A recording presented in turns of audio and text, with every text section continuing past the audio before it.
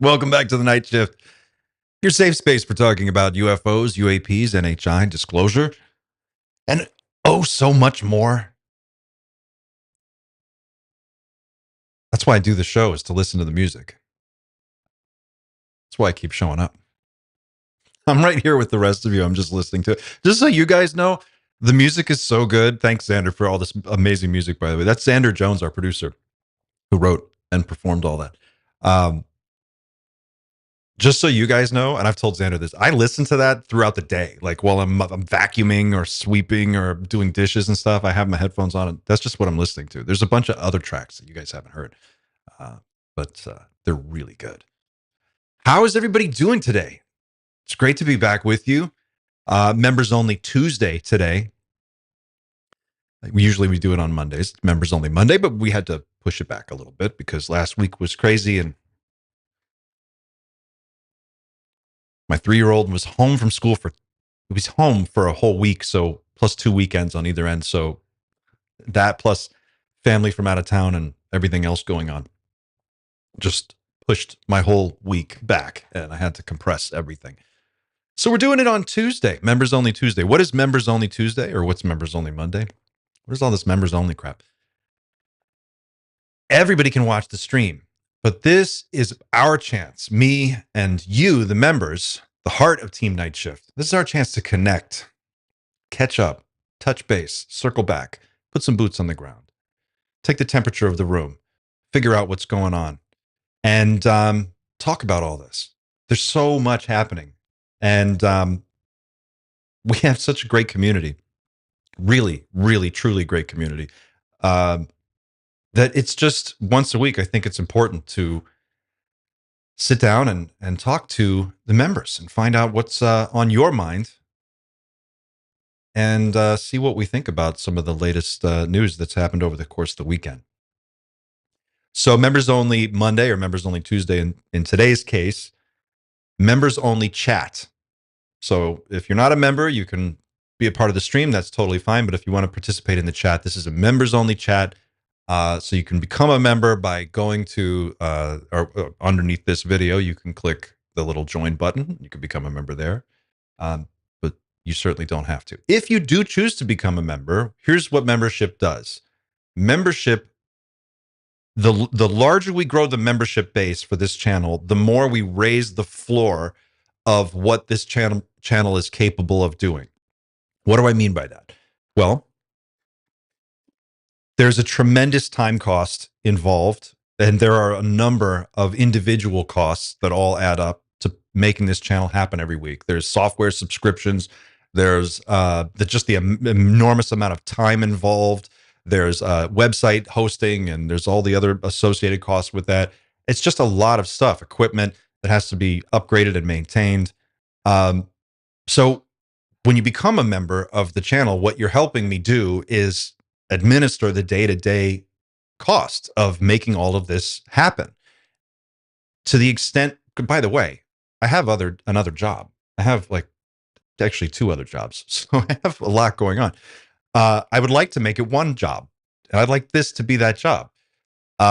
We have a great team of volunteers that has come around to basically help me pull this off a couple of times a week. And if we grow this channel enough, those people won't have to be volunteers, and hopefully we can make this into something even bigger and better. So the goal for 2025 is to really see what we can do. And I think we've found our stride as a team, particularly last week. So going into 2025, one of my goals is to strategize some ways that we can grow the channel above and beyond what it's become so far and make it something truly spectacular. So to do that, I need support. I need people like you to become members, and that helps just make this possible. If you want to support the show in another way and you don't want to become a member, that's totally fine. Members get, by the way, priority response to chats and messages, and we, of course, do members-only chats during the Monday live streams. We're working on some other things that we're going to do with members on the Discord server, but that's gotten a little hung up in the holiday craziness. But if you want to support the channel in another way, I've had a number of people. Why am I telling you all this? I have a number of people who have just emailed directly and said, what can we do to help the show? Like, how can we contribute in some way? And the best way to do it, that I've come up with so far, is membership, or you can go to the website and you can pick up a piece of merch if you want to do it that way. The merch is great because people see it, they see the logo, and it tells them about the show. It helps market the show. And we have awesome merch. We have fantastic graphic design. Our logos, Cole Watkins did the best logos ever. And I'm so proud of the merch that we have.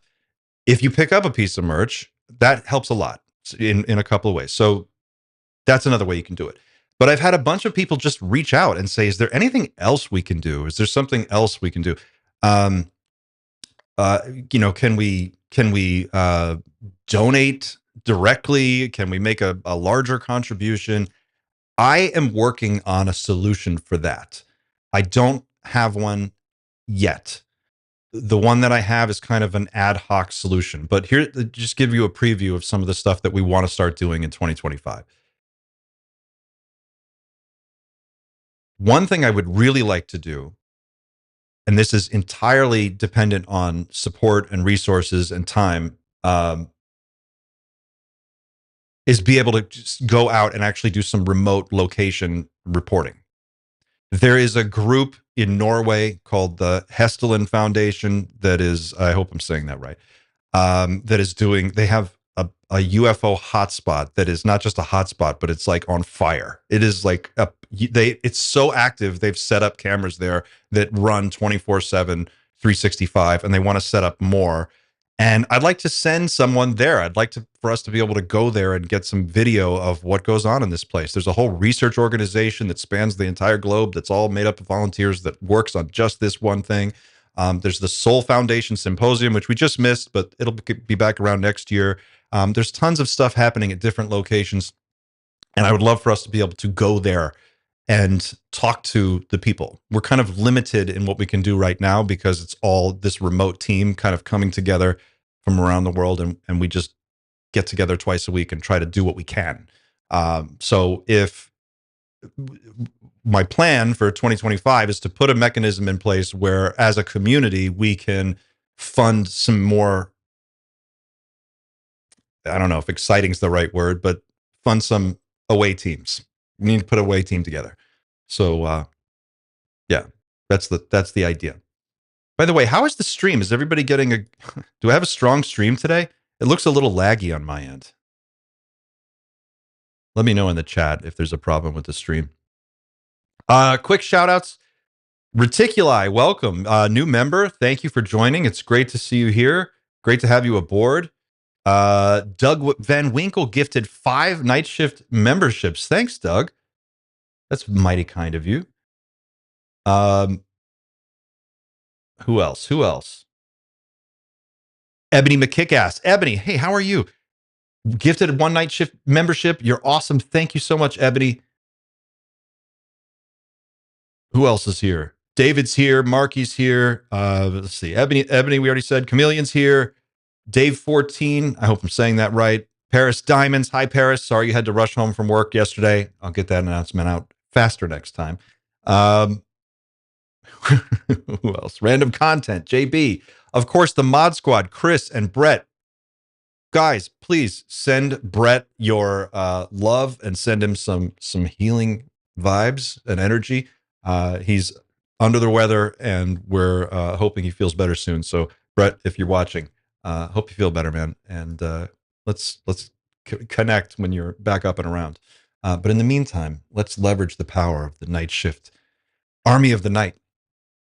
Open that third eye. Send out some healing energy to Brett. Let's see. That was like rapid fire intro here. It is a little choppy now, dropping frames, but sounds good. Thank you for the hard work and positive comments. So grateful. Oh, this is great. Well, guys, look, if the stream starts to get weird, let me know. It says my stream is excellent, but when I look at the video feed, it looks a little clunky. So let me know. Stephen Daedalus, hey. Ian, how are you? Jason, Jeffrey Wheeler, Linda, Moon Cricket. I love these names, Moon Cricket. So yeah, last week was great. We had a fantastic live stream on Friday. I don't know if anybody, well, I know a number of you caught it, but if you didn't all see it, you should go back and watch it. It was a home run.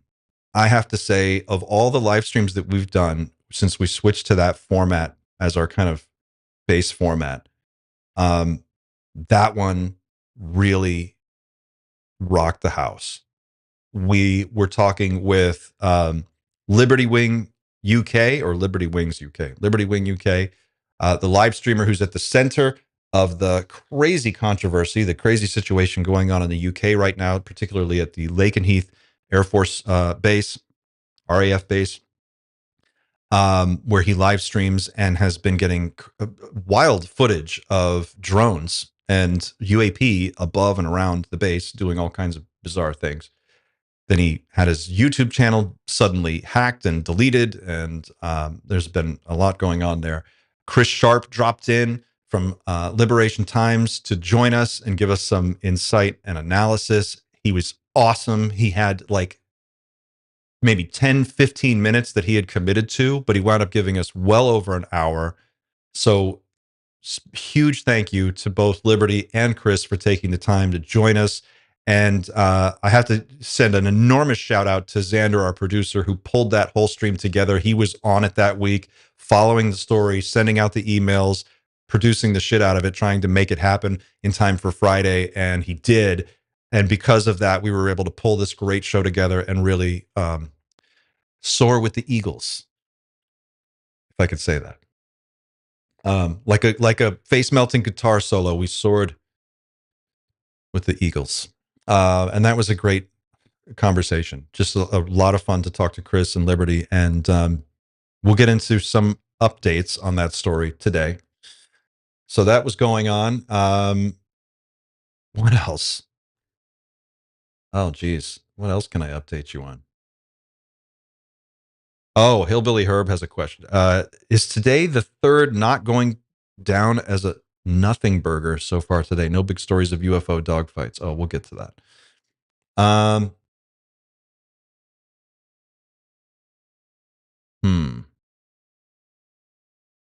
Let me catch up, guys, for 1 second here. I just have to do. Okay.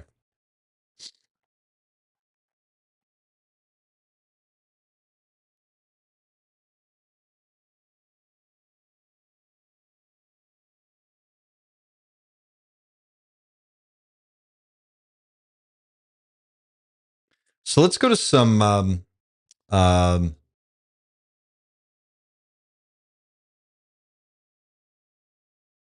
recap here. Let me just, I have to pull up a screen, so bear with me one moment, gang, while I do this.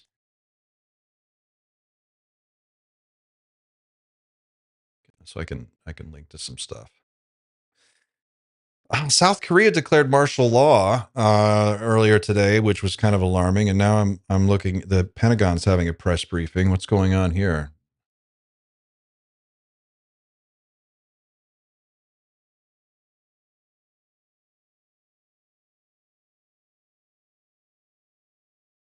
There's a interesting press briefing going on right now, but it hasn't so far mentioned anything about UAPs. So I'll keep an eye on this and I'll let you know if anything comes up. But in the meantime,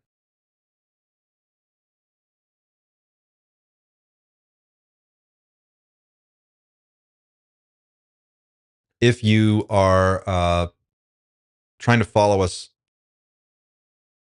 and not seeing a lot of videos coming up lately, let me show you this. Let's do.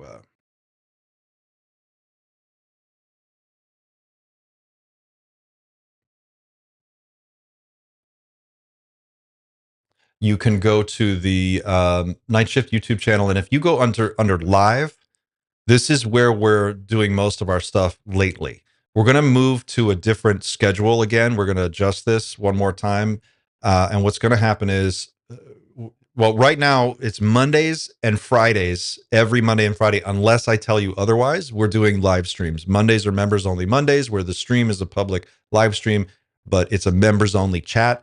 And Fridays is the crown jewel of the week. That's going to be our big day where we talk about whatever the biggest story is or stories. If we have some cool guests or something really interesting going on, we're going to try to shoehorn all of that stuff into Friday and really make Friday the standout live stream. So if you want to watch those or catch up on previous live streams that we've done, you just go to the YouTube page and you can go over here and click where it says live. If you don't click this, you might not see these. So all of our recent live streams are going to be up here. Of course, we had Christina Gomez a couple weeks ago, who was fantastic. This is the Liberty Wing Chris Sharp episode. We're going to talk about this one today, the creepy email, Strange Mysteries YouTube channel, Matt Ford, and this is us today. But if you just look at the homepage, you'll probably only see the older videos. We're going to go back to that format where I'm going to do one long form sort of 15, 20 minute deep dive video on Wednesdays or Thursdays in the middle of the week. That's going to be coming out. And then a live stream on Monday and a live stream on Friday to bookend that. So that's the plan, to switch to that format. To give you an idea of some of the things we can do with more dough, if we can raise it for the channel. For one thing I'd love to do is I'd love to be able to compensate some of the team for everything that they do. And I would love to be able to bring in an additional editor who could actually help edit some of the stuff that we're working on. So we'd be able to put out more content and make it a higher quality content as we go. So these are things that are in the works. Just while we're talking, part of the surprise of a channel like this was initially launching it, and then so as this channel has grown, let me just I'll give you like a idea of like what the mental environment has been like while this thing's been going on. When I launched the channel, I just didn't care. I was just excited to talk about UFOs. So I launched the channel in what I thought was more or less a vacuum. I'd seen a few other YouTube channels that people had done, but I didn't see anything that was really doing what I wanted it to be. So I just started my own thing and I started doing it. I didn't expect it to take off at all. I just thought at best, if I had 1,000 subscribers, that would be nice to be able to talk to, you know, a few hundred other people like you. That was exciting to think about. So I thought, okay, well, that's a good goal. But we blew past that and we just kept going. And it went from 1,000 to 2,000 to 4,000 to 8,000 to 10,000 to 12,000, 16,000, 17,000. And now, today, we're at 18,932. Wait, 18,932 was 30 minutes ago. Now it's 18,947. We're going to break 19,000 by the end of the day today. That's over 1,740 new subscribers in the last 28 days. Guys, these numbers are off the chain. It is awesome. I don't know what else to say other than I'm completely blown away. And I feel an enormous sense of gratitude to the community for coalescing around this show. And I'm more nervous now about it than I was when I started it. When I started it, there were no stakes. It was just kind of like something I was doing. And as it's grown so quickly and so well that I feel a responsibility now to really take this thing all the way and figure out how it can be the best version of itself. And to do that, I have to focus on the core of what it's about. And I think one of the things that we do at this channel that makes it stand out from others in this space is the focus is really on the community. It's about you guys. When the channel launched, the idea was like, I'm sitting in my house by myself, me, freaking out. I'm like looking at the news. I'm watching David Grush. I'm like freaking out. I'm telling my wife, she doesn't care. I'm telling my next door neighbor. He's like, what? People at the grocery store. I'm like, I'm trying to like work it in at the checkout line. I'm like, did you guys see this UFO thing? And people are looking at me sideways like, what is this guy all about?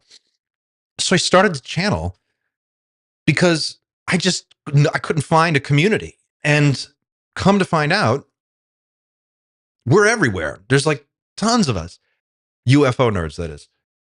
And so I'm you, like you're me. We're having this freak out together. And the over time, as that went on, people just started reaching out, and that's how I met Chris and Brett and Xander, and we just sort of built this little group, and we had this team together, and we started to make it happen.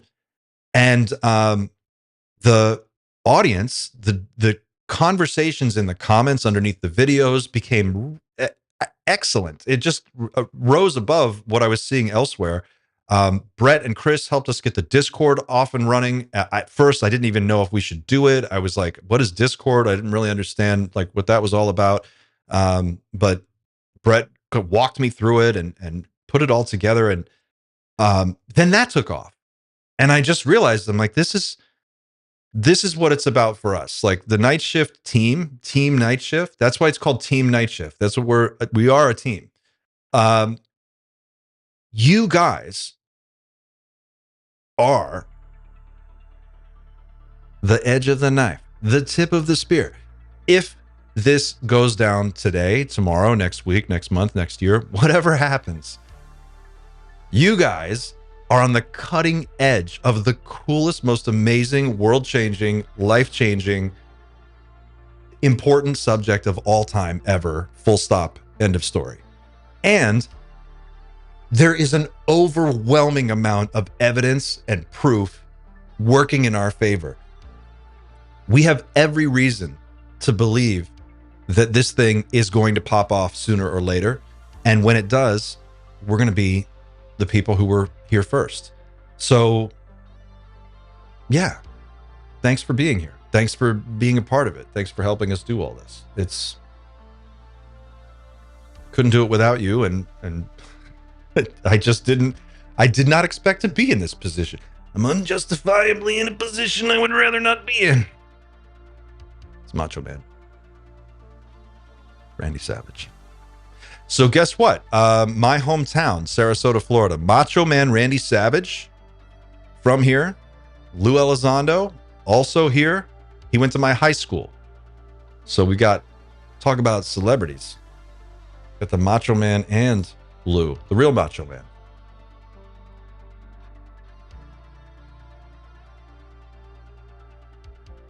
All right. Let's check the comments real quick. See what's going on.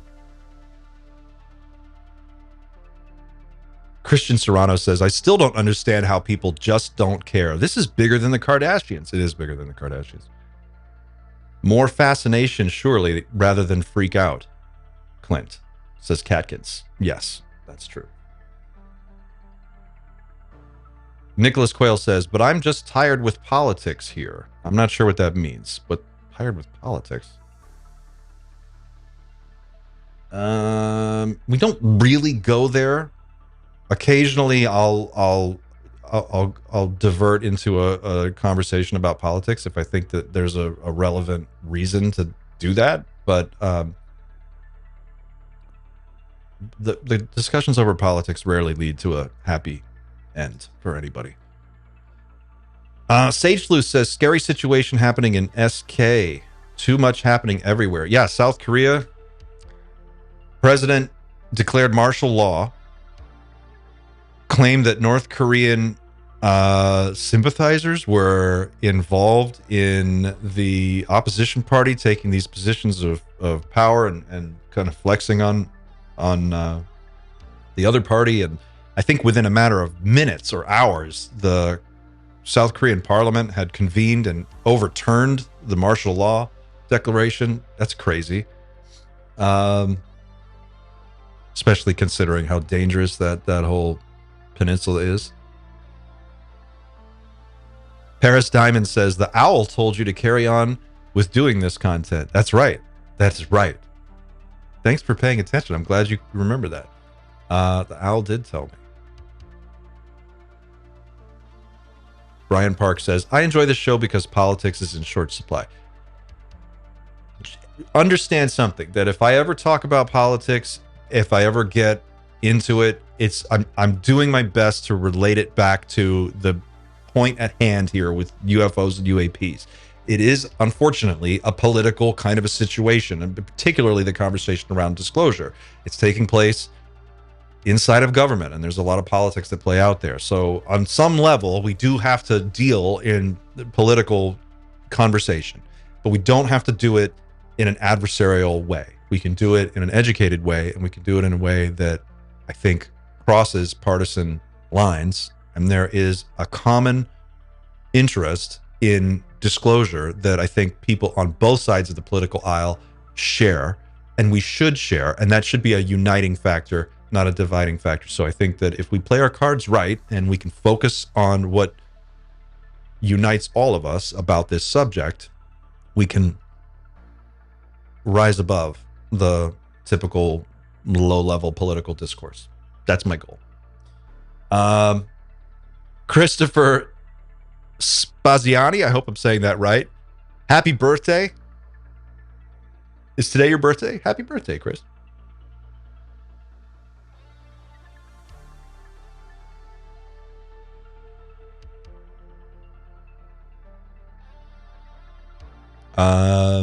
Stephen Daedalus 74. Now Syria, Georgia, South Korea, etc., etc. Come on, NHI, show yourselves and tell us to be less crazy so we can coexist with you. Some of... Oh, well, I guess the stream is a little laggy for some. If the stream continues to act up, let us know, and we'll do our best to sort it out.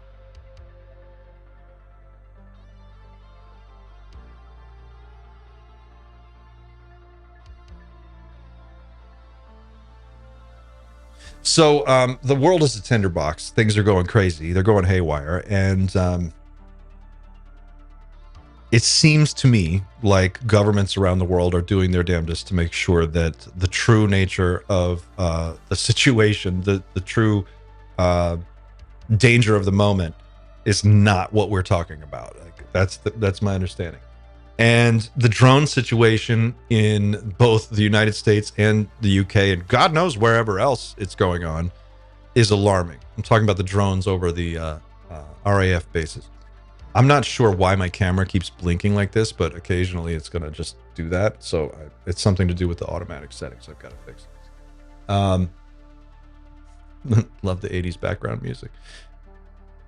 So we're going to talk about the drone thing.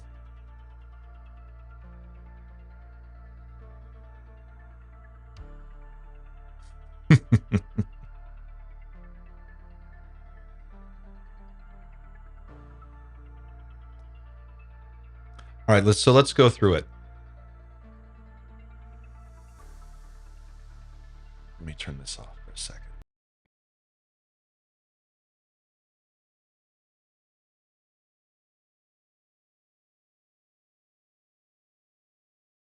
So there's been some news over the last few days. We'll catch up on a few other related stories, and then we'll come back around to the drone thing. This is an interesting one. This is from anomalien.com. Author of famous Belgian UFO photo says he was paid to call it a hoax. Now, a number of you are going to be familiar with this photo.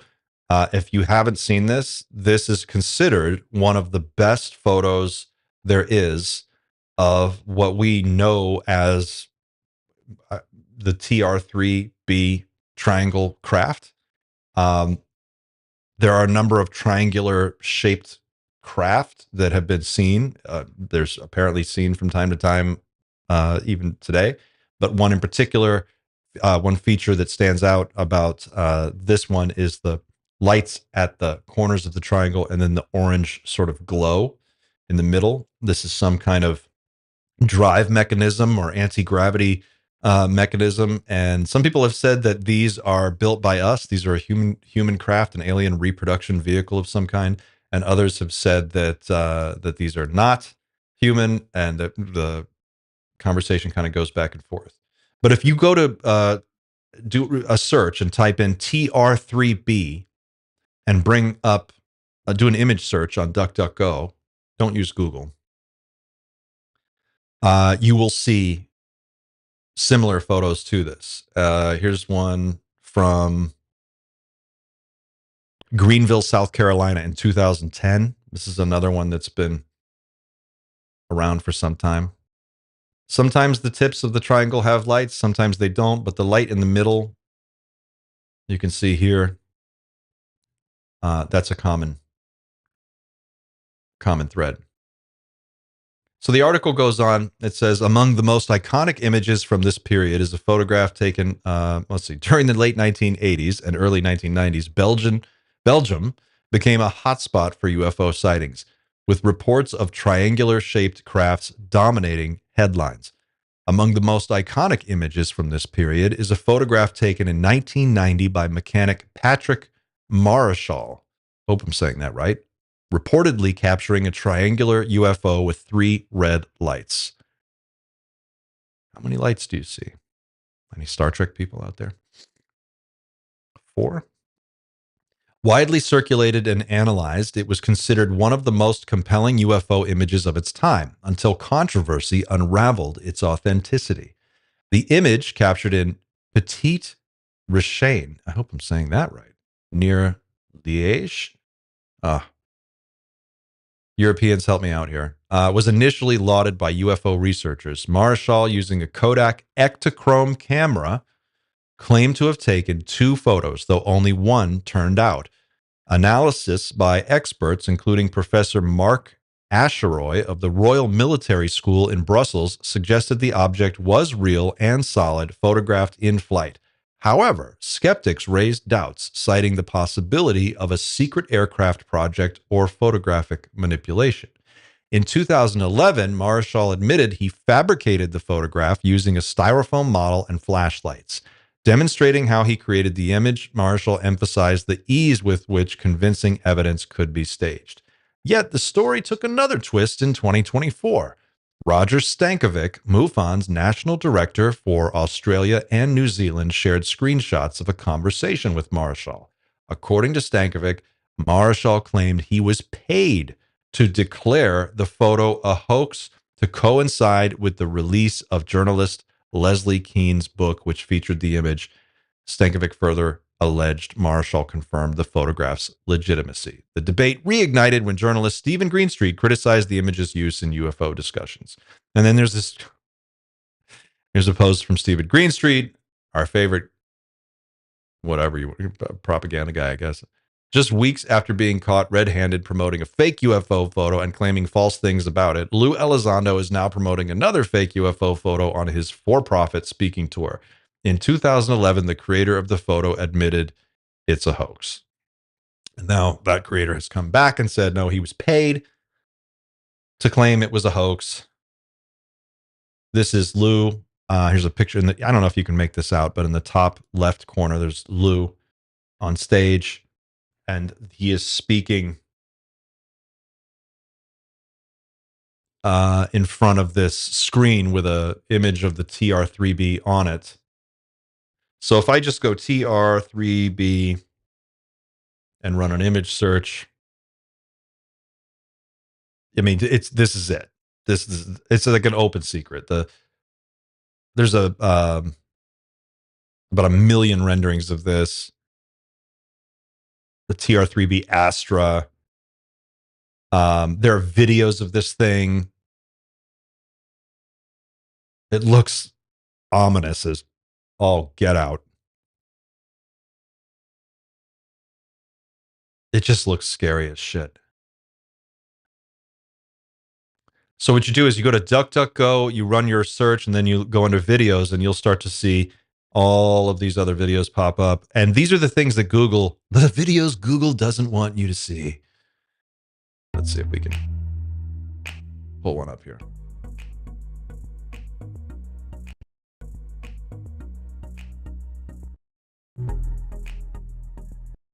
Turn that music off.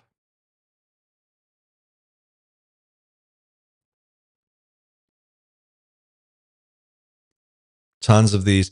I bring this up because we've been seeing triangle shapes lately. There've been a number of reports just in the last few weeks, 2-3 weeks, about people seeing triangle shaped craft. I'm not sure what this is. I did just click a random video, so some of this is probably just BS.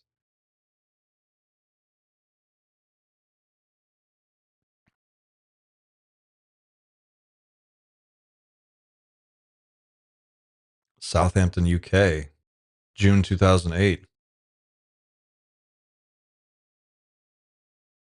The thing about the triangle craft is they're not seen that often, but when they're seen by a lot of people. Maybe it's because they stand out so much. I don't know. But there's something about it's just something about it. They float. They just kind of cruise. It looks like a Star Wars shuttlecraft or a Star Trek shuttlecraft hovering over, or just sort of drifting over the skyline. You can't miss the big orange bright light coming out of the bottom. And there's a great video of this thing transporting or teleporting. And if I can find it, I'll pull it up for you. So that's going on.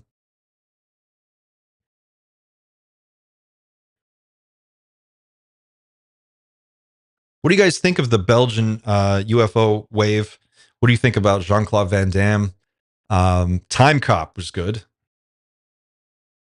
right? He's from Belgium. No, he's from Brussels. Never mind. The muscles from Brussels. I should remember that. Um, hmm.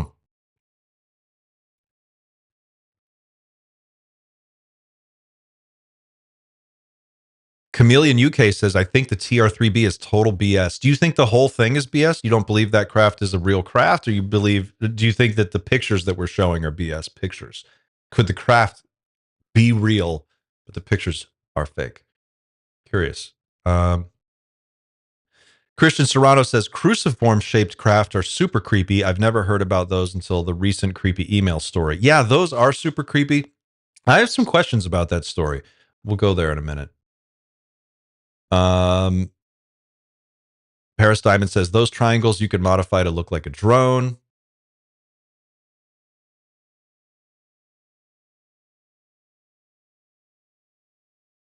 I think JCVD is sick. JCVD. Brussels is the capital of Belgium. Thanks, Brett. I'm just a dumb American. Outside of Americans don't, outside of the United States, we don't really think about what's going on very much. I do. I try to anyway, but most Americans don't.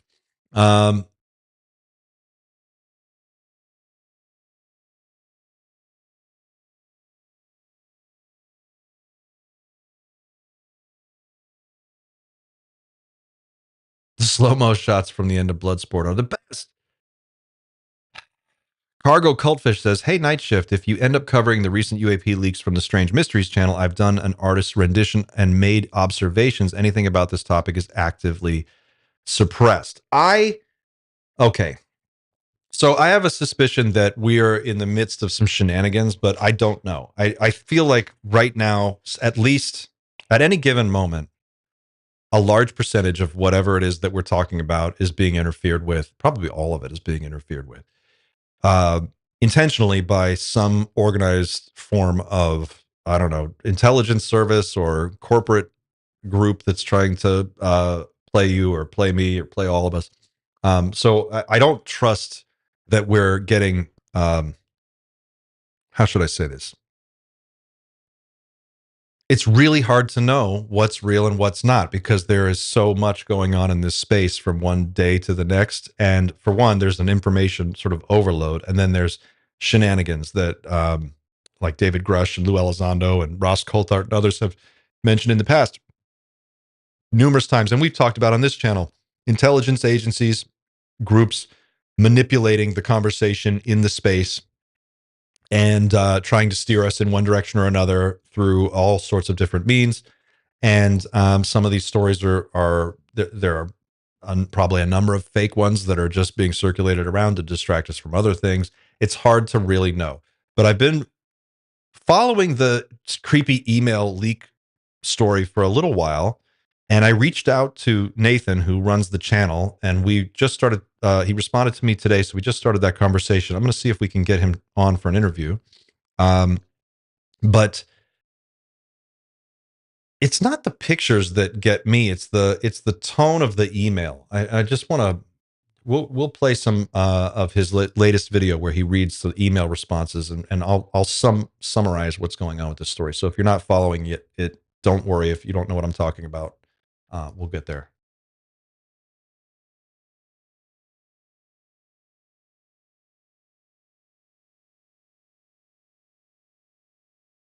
Somebody randomly emailed that guy. I call BS. That's what Ricky Hernandez says. He thinks it's BS.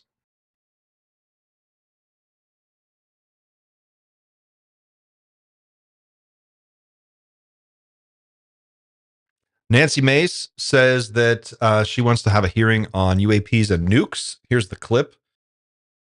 Nothing here happens fast, but I would love to do ETs and nukes because I mean it's valid. Whether it's our technology or something from out of this world, it's huge. And thank you for coming over and introducing yourself. So there's Nancy Mace saying she'd like to do a hearing on UFOs, UAPs, and nukes. I think that's super important, especially right now, given the situation. There have been drone sightings everywhere. Here's this. This one is coming from New Jersey. Local New Jersey station Pix 11 covering the mysterious drones that have been spotted flying over Morris County for the past 2 weeks. Quote, they're not up there for 15 minutes. They're up there for hours. Some are very big, the size of a car. Check this out. FAA has placed a temporary restriction on drone flights over Picatinny Arsenal and over Trump National Golf Course in Bedminster. When these drones were first spotted 2 weeks ago, the Morris County Prosecutor's Office said that they posed no known threat to public safety. But people want to know, what the heck are they and what are they doing? It's normal to see red and green lights in December, unless they're coming from mysterious drones in the night sky. It's kind of unsettling. They're not up for 15 minutes, they're up for hours. Some are very big, probably the size of a car. Mike Walsh says he's seen hundreds of them over the past 2 weeks from his Randolph backyard and has the video to prove it. They kind of go slow, they come towards you, then they'll change direction a little. They're all going different ways. The drones have been spotted all over Morris County. Morristown police sent an alert to residents Sunday saying they are aware of drone activity and that if a drone crashes or lands, do not approach or handle it. The FBI's Newark field office would only say it is working with other law enforcement agencies to figure out what's going on, but at the moment doesn't have enough information to share. A lot of people want to know what's going on. I think more people are coming around to that, oh, this is going on and maybe it's not good. Nancy Reed didn't want to show her face on camera, but says she's seen the drones every night since November 18th. I can see them right out my bedroom window. I can watch them. Last night was about 5:30, so it was earlier. But it's normally anywhere between like 7:30 and 10:30, they're out here. Never during the day. Nobody ever sees them during the day. One thing she hasn't seen is the normal air traffic she's used to, and she doesn't understand why. We're in the fly pattern going to like Morristown Airport and Newark, and we used to see a lot of planes coming back and forth. You don't see them anymore. Now, we also reached out to Picatinny Arsenal because of reports that the drones were flying over the military base. So far, we have not heard back. Of course not. And you're not going to. And if you do, they're not going to tell you anything. I don't know what to make of the drone situation. This has been going on for some time now. I mean, there's a whole bunch of stories about this. Check this out. British special forces joined drone hunt at RAF Lakenheath. This is the story we were talking about on Friday. The RAF Lakenheath base, which is administered by the U.S. Air Force, says is credible. This is from Washington Examiner. There is credible evidence to suggest that British special forces were deployed to an airbase used by the U.S. Air Force in the UK on Saturday. Royal Air Force Lakenheath is technically a British Royal Air Force base, but it is utilized by the U.S. Air Force. The base has experienced more than a week of unauthorized drone incursions. More limited incursions have been reported at 2 other U.S. utilized bases, RAF Mildenhall and RAF Feltwell. The UK military subsequently deployed counter-drone specialists to Lakenheath alongside launching search operations by other assets, including Apache gunships. So Apache gunships, they have all the FLIR stuff on them, don't they? If you wanted to cruise over an area and really scan it, I guess an Apache gunship, and plus you're prepared for anything, I guess, more or less. Facing continued drone incursions, however, the Washington Examiner can report that the British Army's 22nd Special Air Service and the Royal Navy Special Boat Service now appear to have been deployed. On Saturday, a Chinook helicopter assigned to the RAF's No. 7 Squadron Special Forces Unit flew from its home base, RAF Oddham, and landed at Special Boat Service Base in Poole on the English South Coast. After a short period, it then flew north to the SAS Stirling Lines Base in Credenhill. After a brief landing, it then flew to RAF Lakenheath. The helicopter then spent a slightly longer period on the ground before returning to RAF Odenham. It is probable that the helicopter was carrying troop-sized formations, approximately 16 operators from both the SAS and SBS. It is possible that elements, well, it's possible they could have been carrying anything, really. It is possible that elements of the British Army's Special Reconnaissance Regiment, also based at Stirling Lines, may have joined the flight. Both SAS and SBS rotate individual squadrons through standby readiness for domestic contingency operations. This deployment underlines the alarm felt in the British Ministry of Defense and the Pentagon over these incursions. Yeah, they are freaking out. No doubt about it. They're freaking out. RAF Lakenheath hosts 2 F-15E and 2 F-35A fighter squadrons and is also a forward storage facility for U.S. B-61, say it with me, nuclear bombs. That makes it a high-value concern for NATO and a possible target for Russia. No, it's a definite target for Russia. The United States and the UK have both publicly disclosed the drone incursions, and local military jet enthusiasts have intercepted radio of U.S. Air Force personnel discussing their search for the drones. The Air Force's Office of Special Investigations has also confirmed to the Washington Examiner that it has deployed agents to actively work alongside our UK counterparts to protect our people, facilities, and equipment. As of Monday, those operating these drones are yet to be publicly identified or detained. As with last year's suspected Chinese-operated domestic drone incursions at Langley Air Force Base in 2023, when drones are being flown under pre-planned flight paths without active ground control, their operators are difficult to track. That's a really key point here. One source told me there are indications that these drones are being operated with high technical proficiency. Two sources have told the Washington Examiner that Russian-directed actors, rather than actors of a more exotic kind, are believed to be the most likely culprit.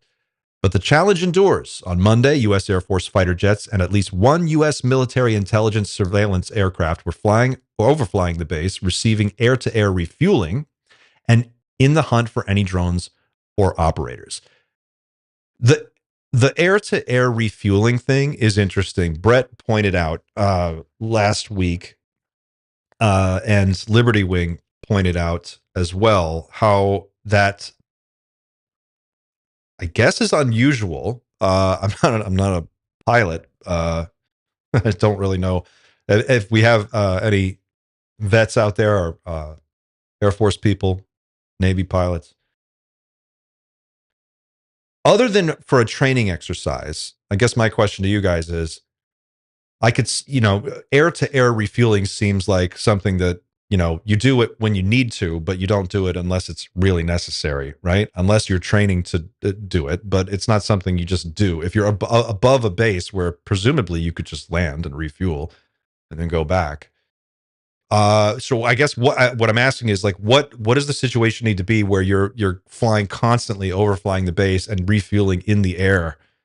That seems unusual, right? But I don't know. So maybe somebody can clear that up for me.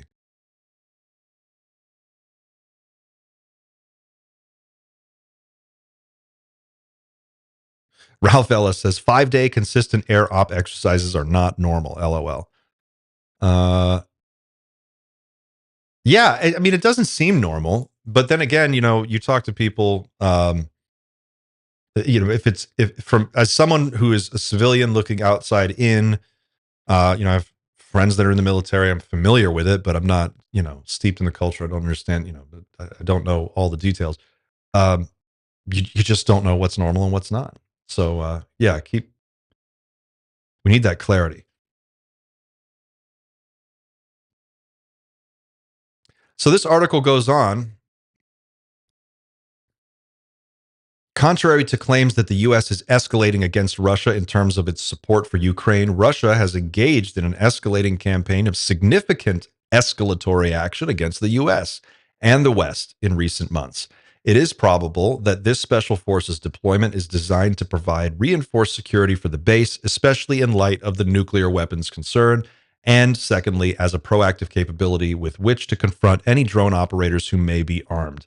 British special forces are highly regarded across the globe, including by the U.S. military. The Army's Delta Force and Navy's DevGru SEAL Team 6 units operate exchange programs with the SAS and SBS, respectively. And as first reported by the Washington Examiner in August 2022, UK special forces have deployed very close to the Ukrainian front lines in an intelligence and advisory role. I don't buy that for 1 second. That's just code for, yeah, we're totally killing Russians. So the question is, what the hell is going on? Does this base understand what's happening, or do we have positive identification on what these drones are? I cannot imagine they don't know what they're looking at. I cannot imagine there's any way, with the amount of money that is being spent on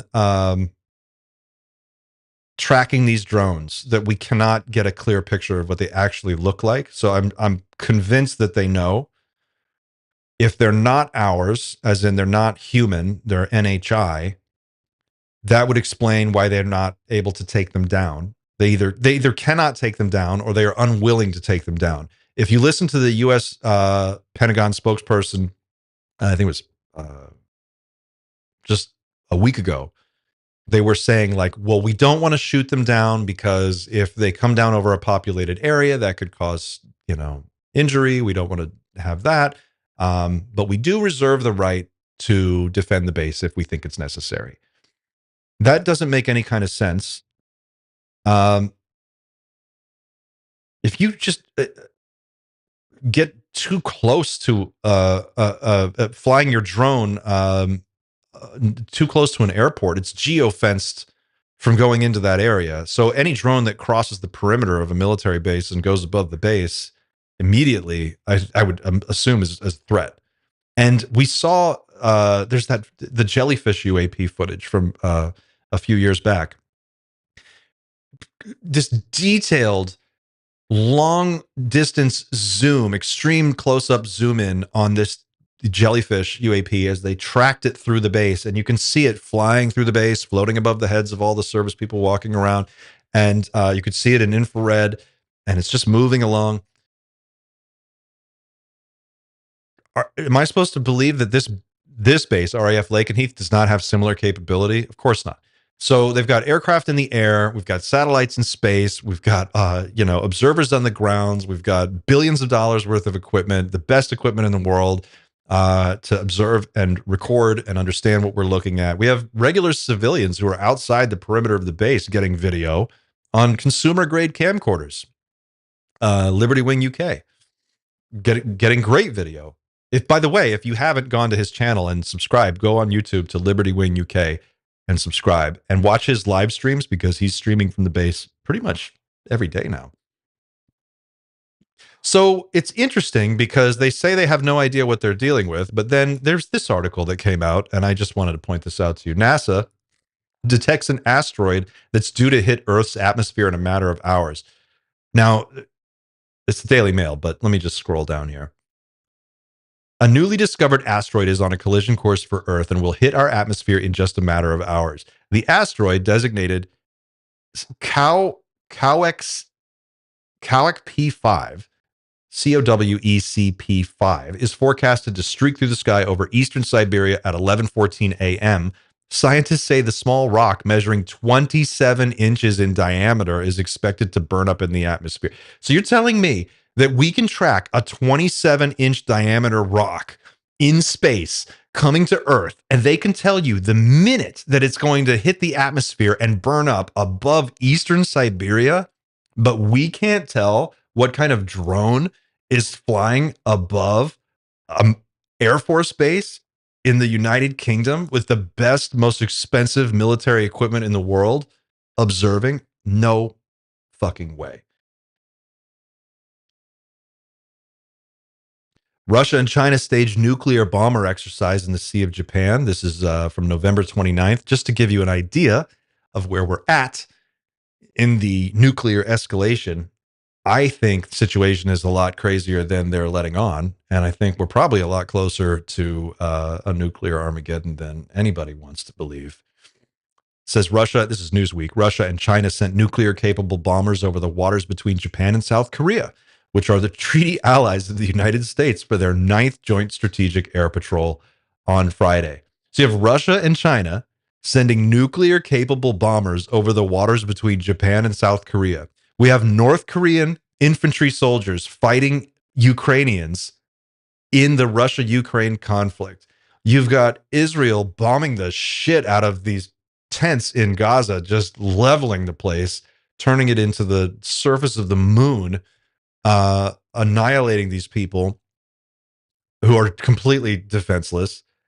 The situation is definitely dire all around the globe, but it seems like any day I wouldn't be surprised if we just got some crazy news where it was like, hey, everybody, just shelter indoors for the next like 6 days because there's been a series of nuclear explosions and we don't know where the fallout's going to be.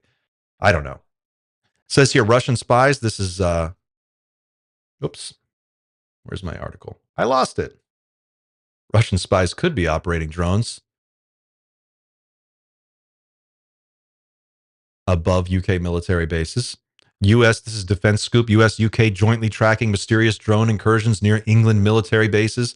So far, there's been no associated operational or safety impacts to troops on the ground there. I don't know about that.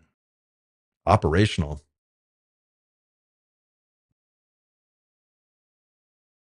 You may remember last year there was a, I'm sorry, in Langley Air Force Base in Virginia, there was a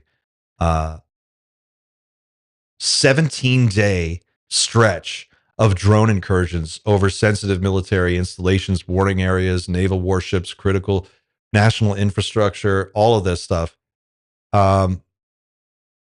Speaking to the war zone along with a small group of reporters at Peterson Space Force Base in Colorado Springs, the commander of U.S. Northern Command, NORTHCOM, and Joint U.S.-Canadian North American Aerospace Defense Command, NORAD, Air Force General Gregory M. Gillott, I don't know how to say his last name, offered a few specifics about the incursions, but talked about some of the steps NORTHCOM is taking in the wake of those incidents. The only thing I can tell you about the Langley drones is roughly the number and roughly the altitude, he said. When we asked him about the exact characteristics and configurations of those drones, he did not elaborate. However, earlier this month, Air Force General Mark Kelly told the Wall Street Journal that at least one of the drones was roughly 20 feet long and flying at more than 100 miles an hour at an altitude of 3,000 to 4,000 feet. Other drones followed one by one, sounding in the distance like a parade of lawnmowers. So that sounds like a traditional, plain old, good old human drone. The Langley incursions were among more than 600 reported over U.S. military installations since 2022, NORAD stated Tuesday. 600. In the wake of the rash of drone activity over Langley Air Force Base, NORTHCOM was tasked by the Joint Chiefs of Staff to look at drone incursions across the U.S. Quote, I saw NORAD's responsibility for countering UAS was very limited to something that would be an attack of national consequence. He explained, not the small drones as seen over Langley and elsewhere.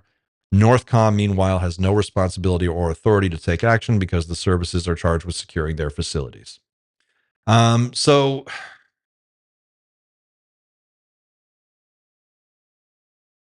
this whole thing just seems really weird. Like just the for obvious reasons. Of course it seems weird, right? But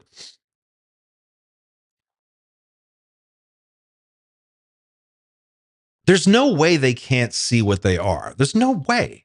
There's no way they couldn't take down a terrestrial drone. Now, there is a scenario where the drones could be running on some kind of like autopilot system where they're not being actually piloted in real time by an operator, in which case you can't, there's no signal between the drone and the operator to intercept or to hijack or to hack, to take over, take control of. So if the drone is operating autonomously on pre-programmed coordinates and it's just running a pattern over the base, okay, then maybe you can't take control of it. It could be an advanced military drone that is somehow really well shielded against an electromagnetic countermeasure attack, I guess. I just can't believe that we don't have the ability to jam or take down a drone. And then of course you could just shoot it down. So like what's going on? It's possible that maybe it's some kind of weird experimental holographic technology they're using to like spoof the base and like test stuff, but it doesn't make any sense that you would use really high tech, like cutting edge, unknown technology to just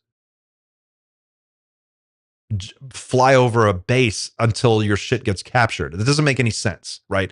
So if let's say hypothetically, let's just say that they are Russian drones and there's like Russian intelligence guys or Spetsnaz dudes like launching these things out of the back of a van somewhere. You know, they pull up a van off the side of the road, they launch one of these, you know, they drive down the road, they launch another one or whatever. Then the drones run their own pattern. If it's just regular human technology, then of course they're going to be shot down and captured. There's no question that's going to happen. So if you had some kind of super advanced drone, the only reason you'd want it to be seen is because it doesn't matter if it's seen. Ergo, you're going to do something like immediately. So if they see it, it's already too late by the time they see this thing. But to just let it fly over the base for days and days and days doesn't make any sense. I could see maybe a scenario where, I don't know, this is just trying to be creative here. You could have a drone swarm of traditional, regular, plain old drones that could swarm a base, and that would effectively ground all the aircraft, right? Because they can't take off if there's drones. The drone gets sucked into the area and take. So let's say you had, I don't know, 5,000 drones swarm a base and just like hover around it. You could neutralize billions or tens of billions of dollars worth of equipment, I guess, if you really wanted to. Maybe. So the Russian thing doesn't quite fit. It doesn't quite make sense. I've heard other people say, well, maybe it's us running our own training exercises against our own guys, right? Like it's us. So the drones aren't being shot down because there are drones, and we're kind of like wargaming against our base. There is, speaking of SEAL Team 6, there's a series of books by a guy named Richard Marcinko, Dick Marcinko. Red Cell, Green Team, SEAL Team 6. He was the guy who created SEAL Team 6, Dick Marcinko. If you look him up, he looks like a pirate. And Dick Marcinko wrote these books. And this was in the early 90s to mid 90s. And one of the things that Dick Marcinko was famous for, or is famous for, is that he created this group of SEALs that their job was to basically test base security for like different Navy bases. And the way they would do it is they would basically pretend to be terrorists and they would launch their own attack on a base. So they would just, as a group, they would get together, they would figure out how they would observe this base, they would work out what they were going to do, then they would execute their plan. They would embarrass the shit out of the base commander because they almost every single time were able to like penetrate base security and do all kinds of goofy things to just like let them know, like, we got here, we came inside your base, we got into your house, this is what we did. And so he became this controversial figure in the Navy community. And I just remember reading his books when they came out, and that was something that he talked about a lot. He was like, we would routinely test our own guys, and they wouldn't know it was us. So like that was key to the whole thing. They couldn't know it was them. So they would do it to try and spook these guys. And so basically had a situation where the base didn't know that it was being tested, but it was actually just a bunch of SEALs coming in to check the security, like a white hat hacker would sort of do. Maybe it's something like that. I've heard people mention that. It could be some kind of a training thing. I don't know.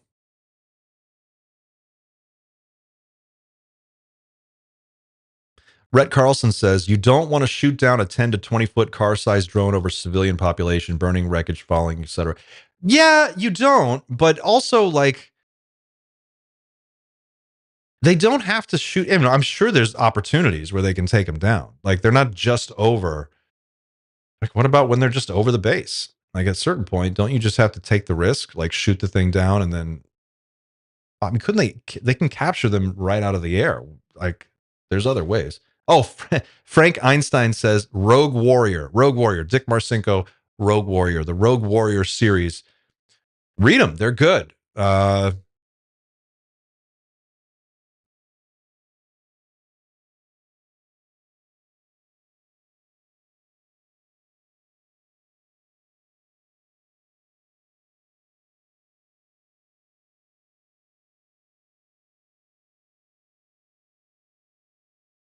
Paris Diamond says it's the base tech.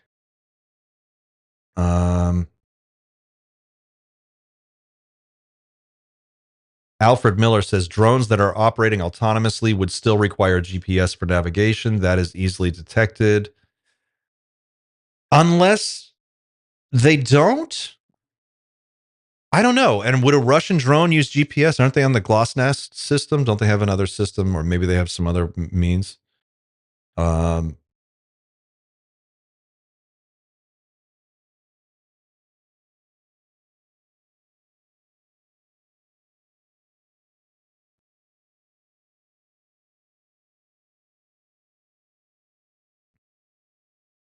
Directed energy weapon. Frost Kitten Games says they could vaporize it if they really wanted to with a directed energy weapon. That's what I'm saying. It's like they could. There's every reason to believe that we have the tools to take down these drones. So if they're not doing it, it means they can't, or they're ours. They're not going to because they already know what they are, and they really aren't a threat. So that's weird. I just want to make sure that as a community, we take the time to like take a beat and just entertain the notion that maybe not everything is a UAP. Like, I mean, it's unidentified, it's aerial, it's a phenomenon. So yeah, I mean, technically the UAP designation makes sense, but not everything necessarily. Like, there is a reflex, there is a instinct or a desire within our community to, like, every time we see something weird, to just assume it's them, it's them, and they're on their way or they're here. Believe me, trust me. I go outside, and when I walk I look up. I spend all night walking my dog. I'm like staring at the sky like a weirdo, watching all the strange lights in the sky. Trust me, I am one of you. I just want to take that extra beat to make sure that we think critically about all of this stuff, so that we don't get wrapped up in some bullshit. But I'm with you. I'm kind of I'm having a hard time finding another explanation for what this could be. So if they are NHI drones or probes or something, they have the ability to mimic or otherwise impersonate human technology on some level. But if they're doing that, is that necessary? Like, what's the purpose of that? I've seen some people in the chat mention that they can mimic our drones. Well, what would be the point if you're clearly have the superior technology and there's no question about it? Why bother trying to disguise your sphere probe as some kind of quadcopter drone? It just doesn't seem to make sense. It seems like you just wouldn't care.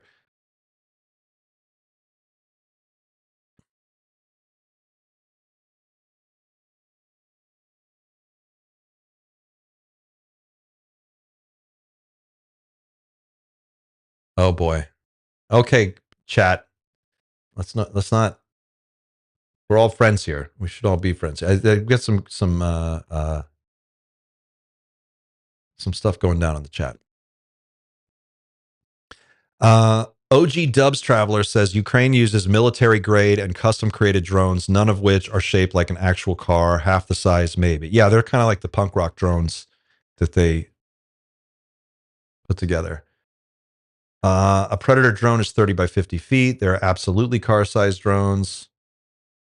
Much bigger than a car. I would want to know loiter time. What's their loiter time? Because that's going to tell you, like, do they run on conventional fuel? Are they running on some kind of battery? Are they running on some kind of other power system? Like, how long can these things stay in the air? They have to come from somewhere. They have to go to somewhere. They can't stay aloft mysteriously forever. So if they're coming and going, there's no reason to believe that we don't have the aircraft to track them and follow them. Like if a drone goes above the base, then you just follow it with an Apache gunship and you just see where it goes, right? Eventually the batteries run out, it runs out of gas, it has to land, it's got to go somewhere. It just can't stay up, in the air forever. So you just follow it until it lands or goes wherever it's going, and then you pick it up, take it back, take it apart, figure out who built it. Seems like pretty straightforward, cut and dry kind of a situation to me, unless they can't. In which case, we've got something strange in our neighborhood. NHI technology.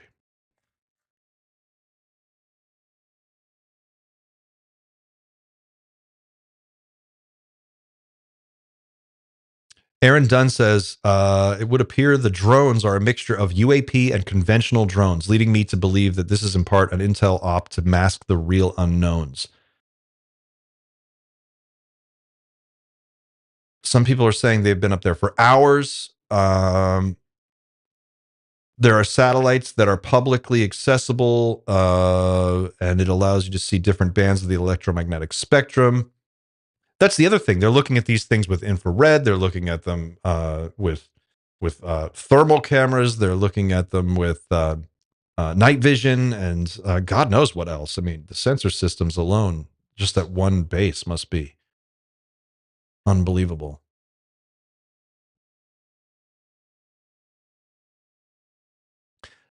George says aerogel drones, aerogel graphene composite. They use pressurized air for their propulsion. Apparently the Tic Tac and orbs are just that. There is a video that shows the composite levitating. Compressed air for their propulsion, but still it has to have a power source. And even if it was an aerogel drone,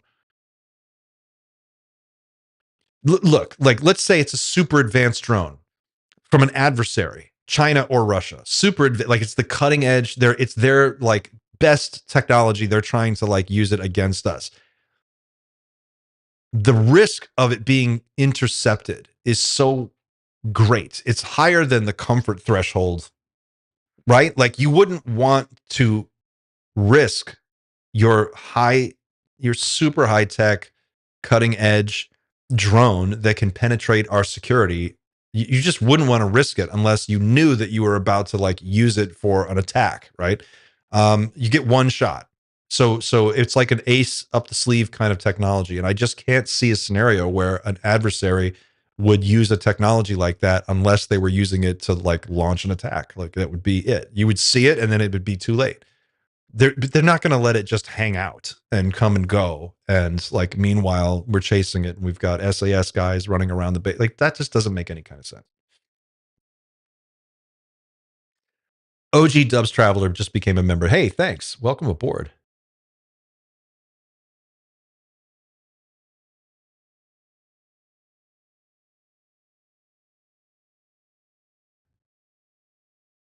Ralph Ellis.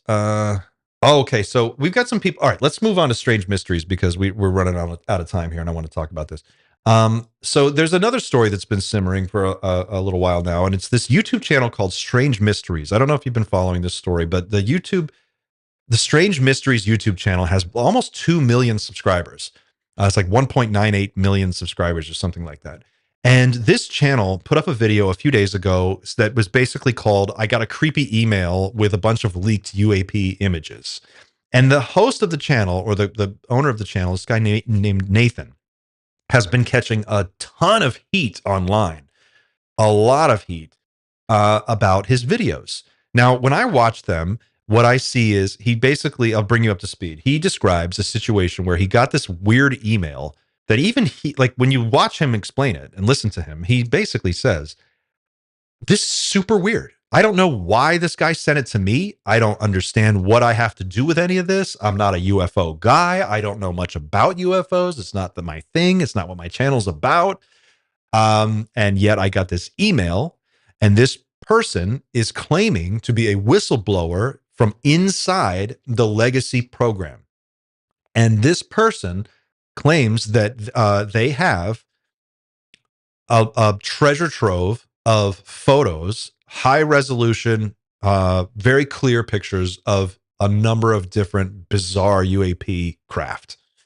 And mixed in with some of these are images of what they say are also top secret conventional military technology, but just highly classified human stuff.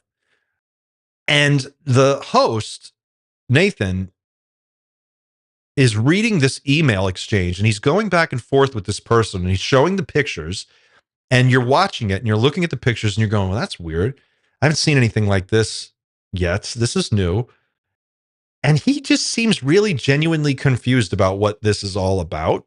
And he's kind of like emailing back and forth with this person saying, okay, well, if you are who you say you are, I have some questions. And then he asks a bunch of questions and he gets some answers. And then he opened it up to the audience and he had the audience submit questions. And he sent the questions to this person and the person responds back. And I think the thing that makes me interested in this story is how quickly people are torching it online. Like it got lit up immediately and brutally. And if you look at the comments under these videos, if you, especially on Reddit, they're nasty.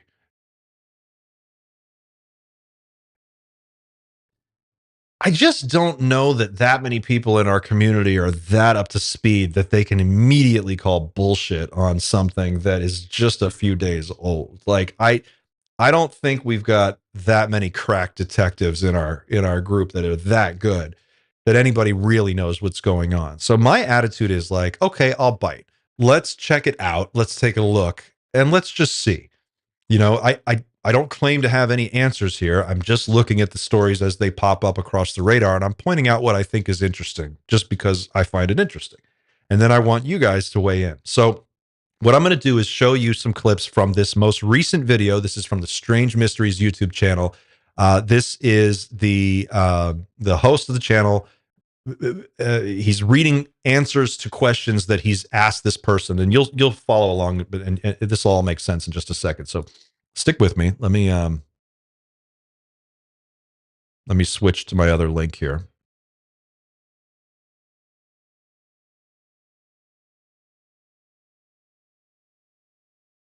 Okay.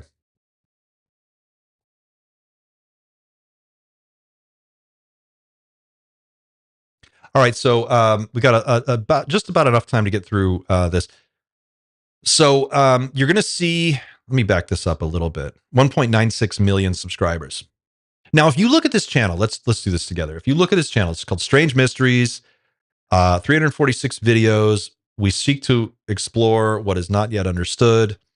Here's like the typical video on the channel. So the ones at the top are the UAP ones that are related to this most recent video. But if you scroll down and look at some of the older ones, this is what they are. How everything came from nothing. Tardigrades. The biggest explosion we've ever seen in the universe. Stronger than black holes. You know, look at these view counts. 1.6 thousand, 3,000, 1.3 thousand, 2.3 thousand, 4.7. And we keep going. 20K. Let's go up here and sort by oldest. 9 years ago, you know, underwater city baffles archaeologists. Creepiest technologies coming our way. jungle mysteries. You know, that's what's on this channel. 7 secret buildings you can't visit. You know, so it's a channel that seems like they make a variety of different videos, and then out of nowhere he starts getting these he starts putting up these UAP videos. So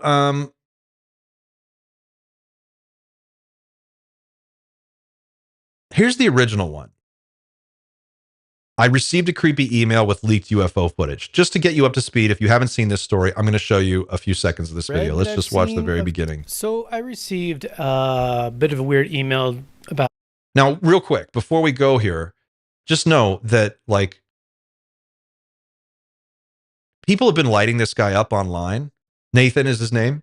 And I don't know what the deal is, but, like, let's just give him the benefit of the doubt for like 30 minutes. Okay, just like roll with me on this for 30 minutes. And then at the end, if you think that there's like some obvious bullshit here, we can talk about it. But just pause everything you've read online. Don't listen to other people for a second. Just use your head, watch this, and let's see what you think. So I'm going to start with this video and then we'll skip to the an hour ago. New one. From someone claiming to have some sort of access to the inner workings of, I guess, Immaculate Constellation. They wanted what they shared with me to be shared on this channel.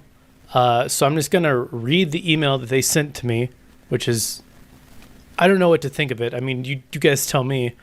And then share with you what they sent me, which I'm not sure how to interpret. Anyways, let's just go through this. Okay, the title of the email is Confidential IR Picture Set of UAPs from the Legacy Program. Please read carefully. This person has asked me to redact their email address, although I can tell you that there's nothing really identifiable in it. I hope this message finds you well. I am reaching out with information that has been classified and intentionally withheld from the public regarding unidentified aerial phenomenon and the ongoing covert operations surrounding them. My decision to reach out to you has not been made lightly, and I am fully aware of the risks involved. I initially considered other individuals to share this information with, including another creator who expressed interest but was unable to commit due to other obligations. However, given the sensitive nature of this material and the extreme precautions necessary to protect my identity, I believe you are the best suited to handle this information responsibly. Am I? I guess we'll see. But many traditional media outlets would require verification of my identity and credentials. This is not feasible due to the risks involved. These organizations, despite their best intentions, are not equipped to handle the level of secrecy and potential retaliation associated with this information. I guess I am. Anyways, however, I will tell you that I was part of one of the legacy programs overseen by a parent program. I know that's vague, but unfortunately, that's all I can offer at this point. You know, I can't say what program or what was the name of this program, right? Well, it was called the Immaculate Constellation Program that you are familiar with now. I wonder if they meant to... Okay. I'm going to just pick up and read the rest of this email because... All right. I'm just going to read the rest of the email. The images I'm providing, this is his email. This is on the Strange Mysteries chat. The images I'm providing have been carefully anonymized. I've ensured that they have been made accessible to hundreds of people within the system. This way, my identity is shielded, making it far less likely that I can be traced as the source of this leak.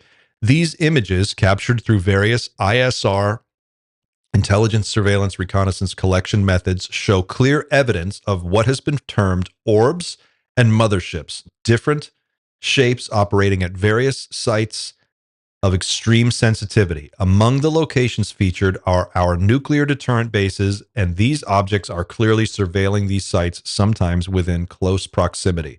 While I am prepared to discuss the incidents associated with these images further, it is important for you to understand that these files are not available online. I urge you to use any method at your disposal, reverse image searches, analysis by your community, or whatever you need to do to validate these materials and convey their authenticity to your audience. My responsibility here is to ensure the truth is brought to light. However, how you choose to proceed is up to you. But I hope the evidence I've provided will speak for itself. Sincerely, redacted. P.S. Kindly keep my email confidential when sharing this with your audience. I may have more to share with you in the future. Now, some obvious issues here. If a person is leaking super secret, sensitive information, it doesn't seem like a good idea to me to do it through Gmail. So sending it to a random guy on the internet, there's an obvious problem there, which I can see. So I'm with you on that. However, another possibility is that you want to leak some stuff out there. You just send it to somebody with a lot of YouTube followers, and they're kind of expendable, I guess, in a way. Like you can throw it out there, and if it gets out and people see it, great. If not, no big deal. If your goal is to get it in front of as many people as possible, it makes sense that you would go through a traditional like style media outlet.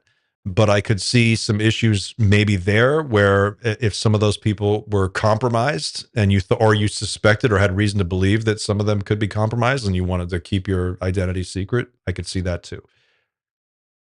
I imagine, I've never been in that kind of position, so I don't know what goes through one's mind, but I can imagine it's if this person is legit and for real, it's terrifying moments to realize that like you've stepped over a line that you could never unstep over, and you could be killed for it. Like your car could explode, or you could, fall off a building, or God knows what could happen.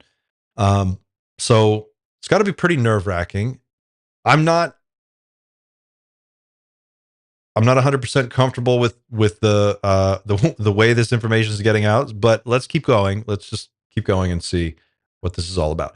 So he sends this email, and then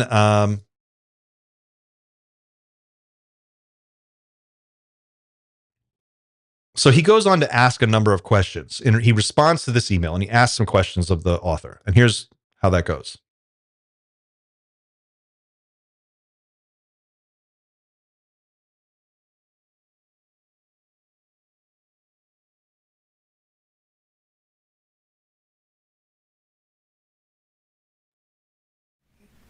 Do you happen to have any of the original images with metadata intact? Also, do you happen to have any video? Metadata can be spoofed, but also, do you happen to have any videos or other information about these photos?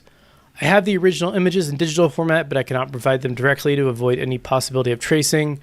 For this reason, I chose to send them in this scanned format. Please note that these images do not represent the best quality of what I have. This is merely a fraction akin to the last puff of a cigarette. Well, I don't know. I hope if this guy is legit, and he has access to some like really crazy stuff, that'd be really cool. And then he's like, once you've reviewed and taken action with this PDF, I will send additional material. I hope that's videos. I like videos. I like HD videos that are color. And I can also like see if they're anywhere else on the internet. What I can share for now is that some of these images were taken at critical locations, including our nuclear deterrent bases. These objects are clearly surveilling,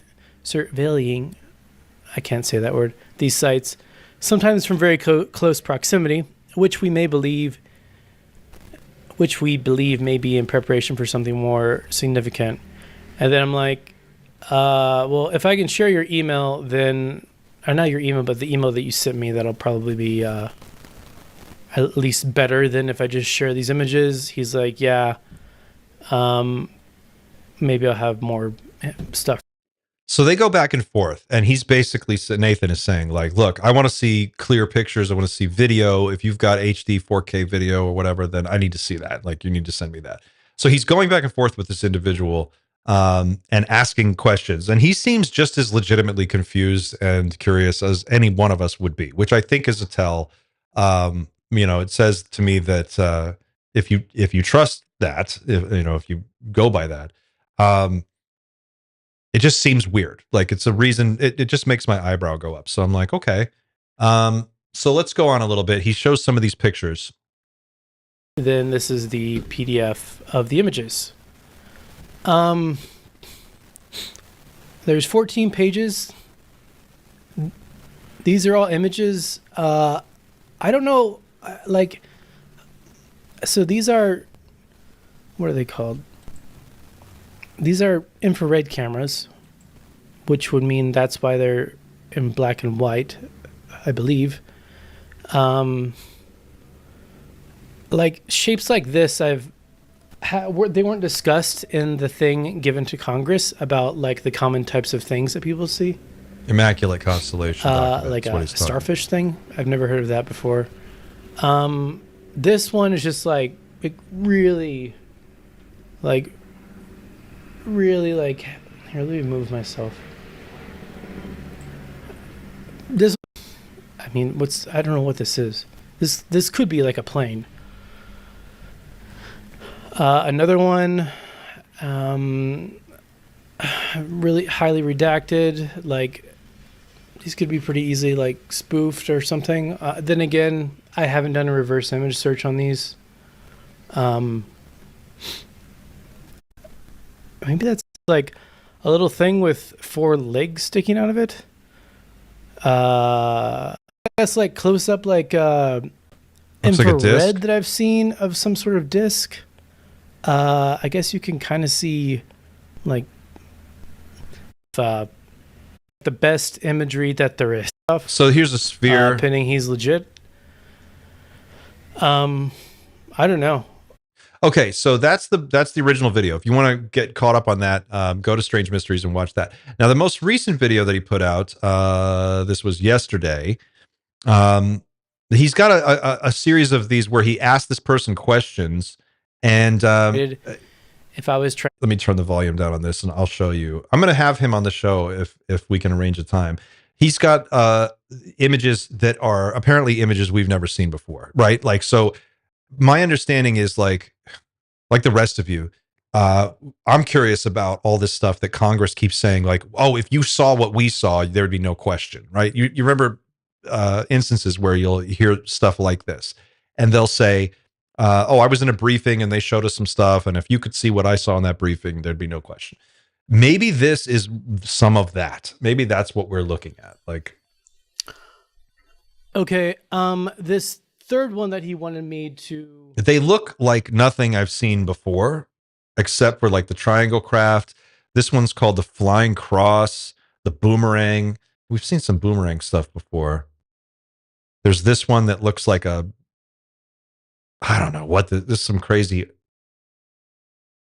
REM album cover. And then the most recent video was this one to, let's see, update number 4. So this is the one I was looking at this morning. And images. So he has taken, in this correspondence with this supposed leaker, and I'm still maintaining, we're taking this all with a grain of salt, but we're entertaining the notion. He's been going, he asked his audience for questions and then submitted those questions to the person who's been contacting him. And he's going down the list of questions and he's reading back the answers that this person has sent him. Now we're starting on update number 4. There's one before this that goes through items 1 through 11. We're starting on item number 12 here. I just want to show you this because pay particular attention to the way these responses sound when you hear them back. And I'll ask you a question about that in a minute, but let's just play it forward for a minute.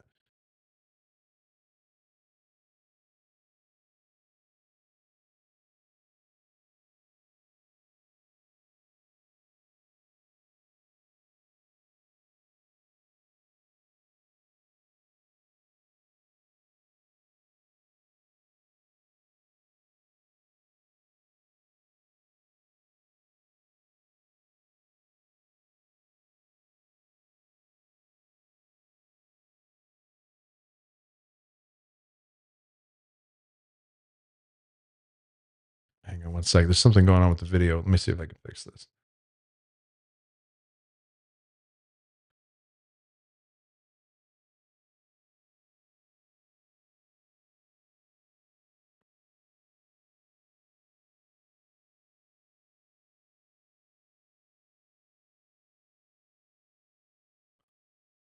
Hang on, something's going on here. Let me see if I can fix this. Oh,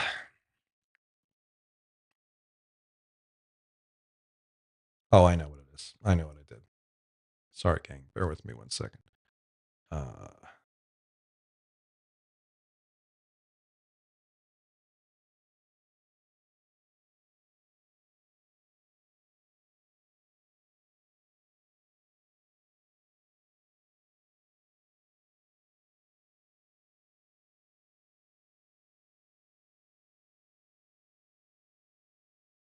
For the Legacy UAP program contacted me and began to leak information and images. The full playlist is going to be up there in a card in the video, and also links to all the previous videos before this are going to be in the description below. And with that, let's start this video. Gang, hang on. This is like really pissing me off. Let me fix this.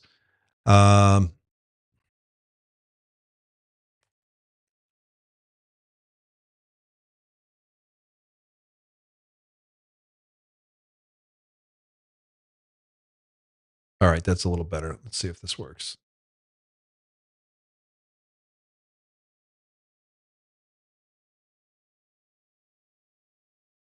Sorry, gang. Technical, like, weird little glitch. Okay, here we go. So in the previous video, I ended on question 11. Here's question 12. And these are all questions that I sourced. Well, these are questions that I sourced from a live stream from you all, and then I kind of like condensed down a bit, and then the ones that he chose to answer out of those. So here we go. At the end, I'm also going to show the 3 remaining pictures that he gave me in this PDF. We'll go from there. Question number 12. Given the nature of the phenomena and your experience with it, which do you believe is more likely? That the entities are benevolent, malevolent, or indifferent towards us? What do you believe their motives may be? Indifferent, unclear for now. Their behavior doesn't suggest overt hostility, but their technological superiority means that if the stance shifts, the consequences would be catastrophic. The motives of these entities remain unclear, ranging from simple observation and data collection to potential reconnaissance for future strategic actions. Question number 13. I know this is a big one. You guys asked me several times to redraw some of the images from the second drop that right after sending them to me, he had me blur out and not show. Those images, I believe, were not necessarily of UAPs. They were of like advanced military aircraft. Anyways, I have been asked to redraw the images you asked me to blur out. I responded by saying I need permission first. My drawings would be rather elementary, and I'd pass them by you first before showing them. Would you be comfortable with this? If not, I understand. And his response, no. Even simplified recreations can compromise operational security. Nathan, I'm Nathan by the way, has been more than respectful by following my wishes, and I deeply appreciate that. His integrity should be respected. If he were to backtrack now, what would that say about his character? Maybe the government does want certain things released to lay the groundwork for transparency, but you can't push too far without provoking consequences. So, no, I can't draw them for you guys. Question number 14. How does the program know about these entities? No need to go into any specifics, but is their origin and purpose known, or are there just theories? And his answer: the Legacy program operates like a series of nested Matryoshka dolls. The Legacy program operates like a series of nested Matryoshka dolls, with each layer concealing the next, built on a strict need-to-know basis. Even within the program, personnel are compartmentalized to the point that many remain unaware of the full scope or details of its operations. Some suggest interdimensional origins, while others lean toward off-world factions. Might need to go further upstairs. Okay, question 15. Why do you believe there appear to be so many different types of UAPs regarding shapes, etc.? Why do you believe there appear to be so many different types of UAPs regarding shapes, etc.? Just a difference in functionality, or perhaps different factions? Functionality appears to be the driving factor. Orbs seem specifically designed for intelligence, surveillance, and reconnaissance missions, while cruciform-class entities are built for high-energy tactical engagements.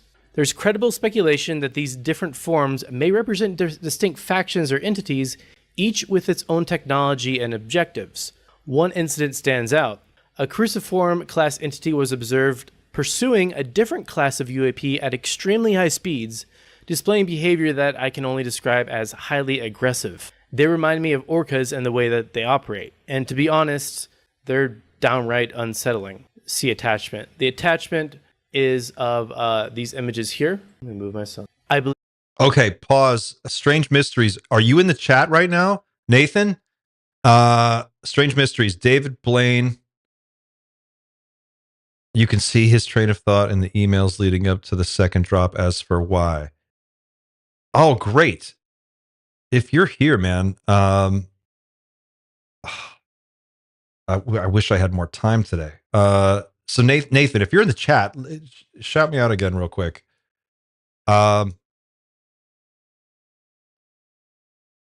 So look, I don't have enough time to go over this entire video, and he's done a series of these, which are worth a look. Hey, all right, Nathan's here. Cool. All right, dude, I want to talk to you. I've got your email. We're gonna chat, and then maybe we can set up time this week to get together and go over this in more detail. But here's what I want to say. He says grabbing some food. Okay. Here's what I want to say. When I looked at your videos the first time, one of the things that jumped out to me was like your whole demeanor, your body language, like the way that you're reading this, like you genuinely seem like you don't have a clue what this is all about and why it's coming to you. And that stuck out to me. So that in and of itself doesn't necessarily mean the information that you got is legit. I understand that, but it definitely seems like you're just as confused as the rest of us, which I think is telling. And that to me does not jive with the amount of hate that you're getting on Reddit. I looked at the posts on Reddit that were referring back to this video, and some of the comments look like bot traffic to me. Because it's people just like shitting on the video. They're attacking you specifically. They're saying like, oh, he's not reading fast enough, or he's reading too slow, or he's stumbling on his words, or he needs to practice his read and before he does it live. They're basically trying to say in the comments, like, don't bother with this video. I'm just paraphrasing what I took away from it, because it's annoying to watch. That's what the comments read like. And you can go to Reddit, if you go to UFOs or UFOB and look at some of the comments, you'll see this. When I see comments like that, it's not attacking the information. It's not attacking the story itself. It's attacking the person. Like, look, I'm a guy who has professionally read shit on camera for 25 years. Like, that's been my job. It's what I do. It's hard. It's not an easy thing to do. It's not easy to read a bunch of technical jargon and highly specific language perfectly through on the first read. A lot of clunky stuff in there, and you're trying to like do it live. You're reading comments on the screen. You're trying to interact with your audience. Like, there's a lot going on. So when people bitch about the way that you're reading this information, it's a low blow, and it seems like a really like low effort attack to distract from the main idea of what you're getting at here. So anyway, that's just my 2 cents on what's going on.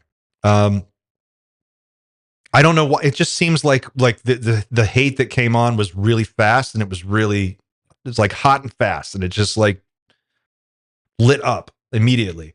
That just seems suspicious to me. I would expect the community to be a little bit more like hesitant to pass judgment and more open to entertaining this before coming to any hard and firm conclusions on what it may or may not be. So maybe I'm just maybe I'm missing something, but I don't know. There's just something weird about the way the comments tried to like, the way they landed, if that makes sense. Ian Riley, not dissing Nathan, but I think he's being played Clint. It's possible.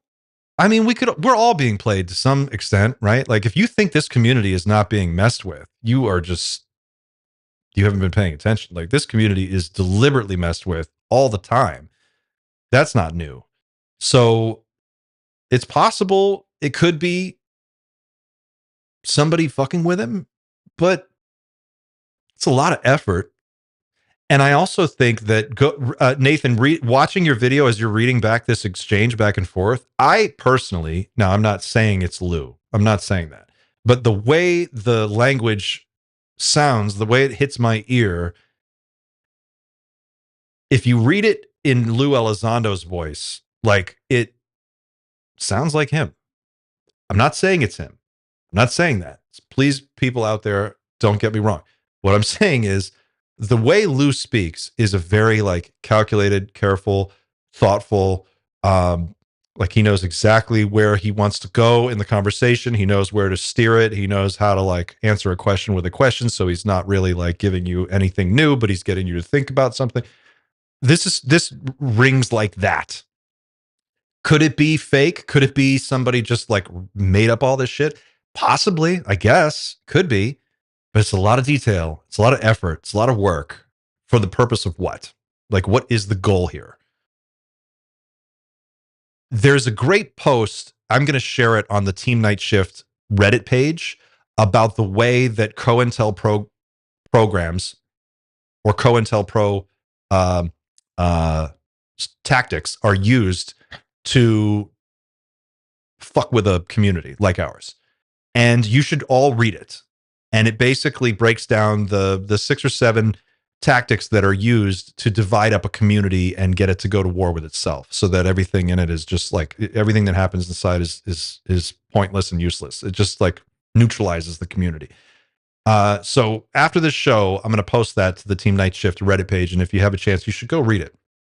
But one of the strategies is to present multiple sides of a story and then get everybody fighting about what's real and what's not. And I kind of see that happening, especially in the UFO community. Like they get us arguing about this or that or the other thing.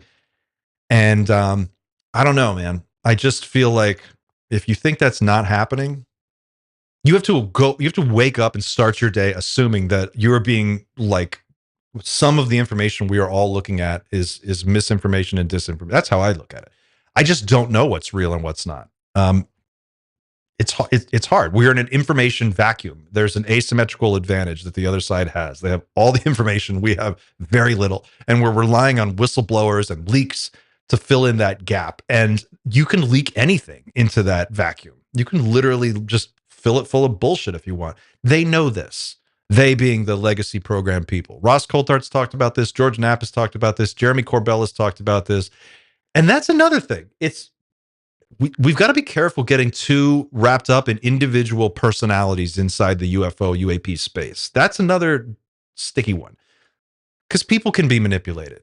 There's all kinds of different things that are going on. So I think it's good to zoom out, take the 30,000 foot view, step back, really look at the common threads that tie these stories together, try to find commonalities, and try to see what we can learn from that and infer from that.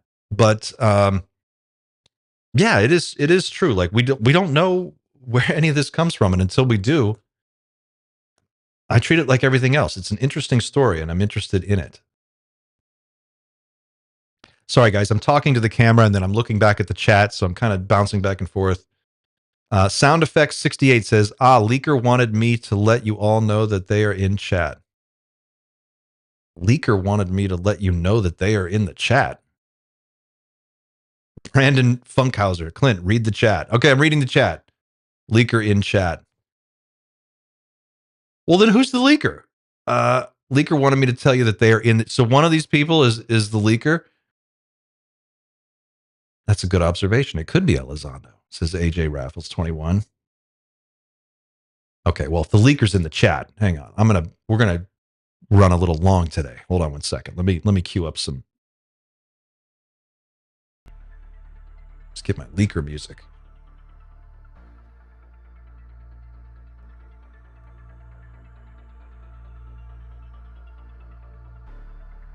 I think I would say this. Look, if the leaker's in the chat, what does that even mean, right? Like, I don't know if you're for real or not. I don't know if they're really in the chat. I don't know. None of us do. I would just say this, like, if you watch Nathan's first video, he says it right there. He's like, look, I want 4K video. I want high resolution pictures. I need to show me some shit. That's where I'm at, show me something. Until I see something that really like rocks my world, I'm sitting here just eating popcorn like everybody else.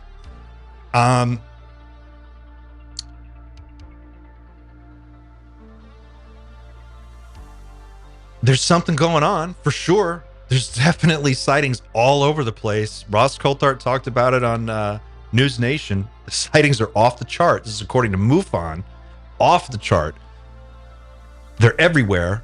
People are seeing these lights everywhere all the time. Pilots are seeing them everywhere all the time. They are definitely interacting with our military. They're interfering with flights, training. We've got, if you look at the Immaculate Constellation report, there's discussion of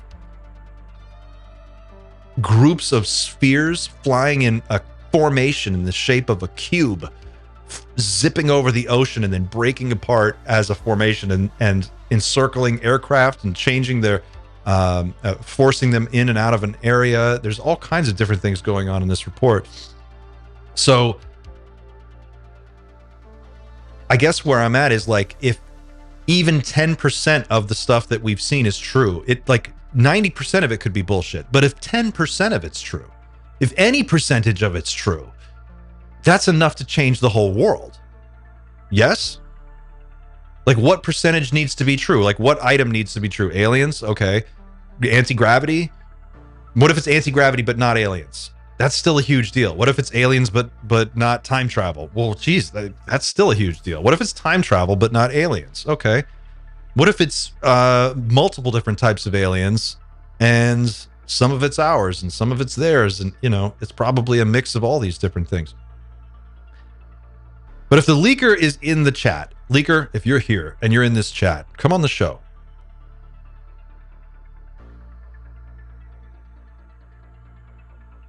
Come on the show and do an interview with us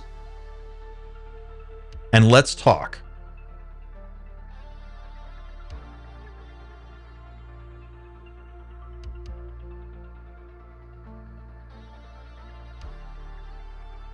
Colonial Robinson says, why must we always start from the position that all of this is false? We have not even discovered all of the species on this planet. Leaker is in your room. Turn around.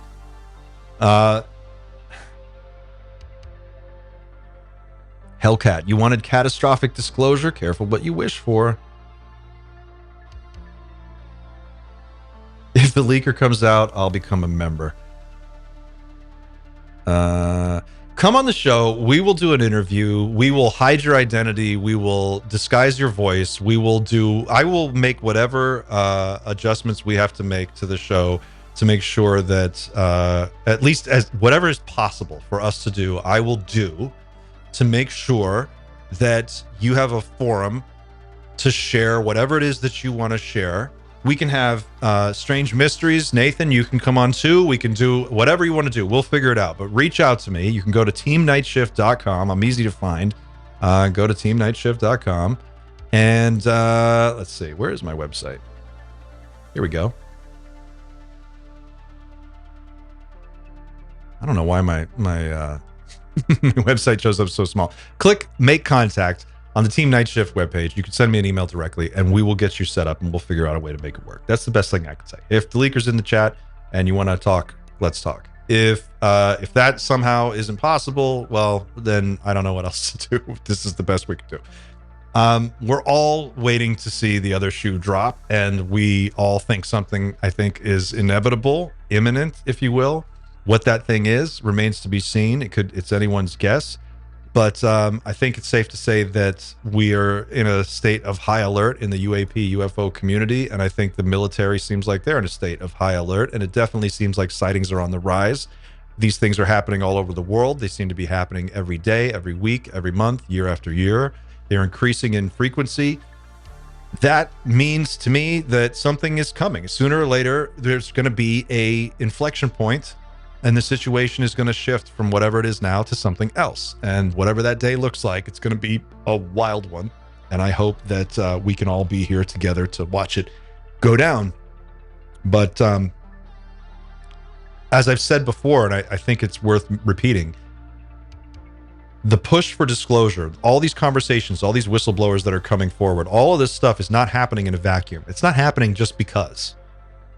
Why didn't it happen 20 years ago or 15 years ago or 10 years ago? Why not 10 years from now? Why right now? What is it about this time, today, this year, 2017 until now? Something's changed and things have really picked up speed. We can all see it. We all know what we're talking about here. This is really gaining steam. Why? Something must be motivating it. Something behind the scenes, underneath the surface, in the shadows. I don't know what. Maybe there's some event coming. Maybe there's something that is imminent and they know it, and there are people that are freaking out and they're just like, well, shit, we got to get this information out. Like, we can't wait. And they're just breaking apart from the other legacy program to put this information out. That's what my suspicion is. Can't prove it, but that's just what I think.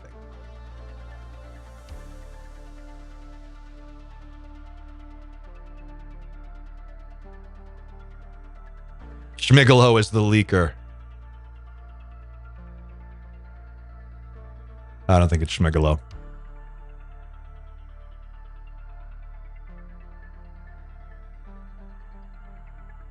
I can just tell you this, like, keep your minds open to the idea that a black swan event could take place. An unpredicted, well, not unpredicted, but it'll be something like this. It'll be like a random Wednesday. It'll just be like some day where you're doing something. You just walk into the car to get something. Like, you forgot your sunglasses in the car. You're walking out to the car. You're putting your keys in the thing or whatever. Or maybe you're going into the store to buy, like, I don't know, you're buying a sandwich. And then it's just going to happen. Whatever happens, it's going to be that unexpected. It's going to rock you. And then you're going to look at your phone. Maybe all our phones light up and it's that emergency sound, that emergency alert tone. It goes off for... You ever been on the subway in New York when all of that shit goes off at the same time? You got 500 people in a subway car and all their phones go off at the same time. That's scary for New Yorkers. It's going to be like that. And then we're all going to walk outside. We're going to look up and there's going to be a ship the size of a Star Destroyer floating above London or Central Park or, you know, Chicago, or pick your city. That's my suspicion. It could happen this year, could happen 10 years from now, could be somewhere in between. I don't know, but I feel like that's coming, and we're going to be ready for it, as ready as we can be. All right. With that in mind, it is now past 4 o'clock. I've got to wrap it there. I've got some emails to send. I've got to respond to Nathan, see if we can get that squared away with him. And hey, maybe Mystery Leaker, if you're out there and you want to come on the show and talk, please join us and let's see what we can do. We'll set it up. We'll make it as convenient as we can, and I'm sure that we'll have a good time. For everyone else, thank you for joining us today. It was a little weird last week. We've got our scheduling kind of off this week, but next week we're going to be right back at it, Mondays and Fridays. Thank you to all of our members. If you became a member today, thank you for supporting the channel. If you are already a member, you guys are the heart of Team Night Shift. You make it happen. You make it possible. I can't thank you enough. If you're just a subscriber, not just a subscriber, if you are a subscriber, thank you for subscribing. Thank you for being a member of Team Night Shift. Look, we're all trying to figure this out. We're all trying to make it work. We're all trying to understand. We all have we're united by our common curiosity and hope for the future. I am excited to be here watching this moment happen with all of you. I don't know what the future holds, but I know that it's going to be beyond anything that we can imagine and weirder than we expect. With that in mind, let's go forward and see what we can learn. Please keep the comments coming. Please keep the emails coming. Many of you have reached out to me, and I'm in the process of responding to you. If I haven't gotten to your email yet, please just be patient. I have a lot of emails that I have to get to. I will get to them as time permits, but it's just taking me a little while. So please be patient. One last thing, I'm just going to save it till the end and throw this out there. But if you go to teamnightshift.com and you want to support the channel and you're looking for a way to do that, you can go to teamnightshift.com. I don't know why my website is so small right now, but just go there, click on merchandise, pick up a shirt, pick up a coffee mug. They're awesome. I've got mine right here. And let people know that you are looking up and you know what's up. So that's it for me today, guys. I'll see you on Friday. We'll be back with another live stream, same time, 2 p.m. Eastern. And yeah, that's it for right now. So don't be a stranger. Reach out, say hi, and I'll see you on Friday. Until then, keep looking up.